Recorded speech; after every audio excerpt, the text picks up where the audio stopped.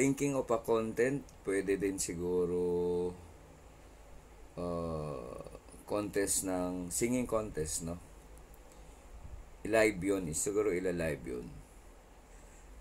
O kaya, o isa din yun, no? Or pwede din tong quiz sa mga bata. Okay? Pwedeng current events, pwedeng science, or zero paghaluin. May science, may current events, then may math din. So siguro isa yan sa i-feature ko sa YouTube channel ko, no?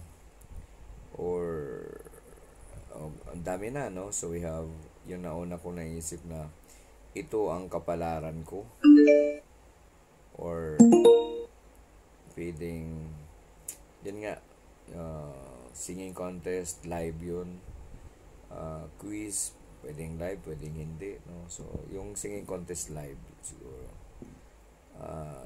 isa yan sa mga naisip ko. Maraming naisip, pero I'll be trying, no, na yung ma-gather yung attention nyo, or swak sa gusto nyo, mag-enjoy kayo. At the same time, kapag tinatangkilik nyo naman yan, matik naman yun na the performance of my YouTube channel will also be good. And yun lang. So please try to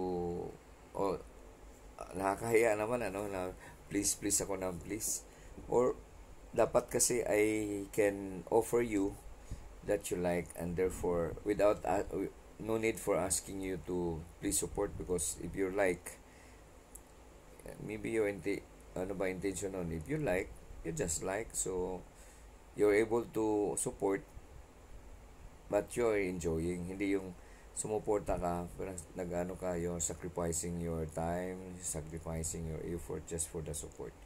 So dapat din I'll be doing my best na siyempre magustuhan nyo, para yung support nyo ay hindi na kailangang hingiin pa, kundi nandyan matik na kayo na magkusang to give your time or whatever may be needed pa, or ano pa ba yung gusto mong maitulong, no? So even without asking you to do that, ikaw mismo ay gusto mo nang gawin yun dahil you like the show, you like the content, diba?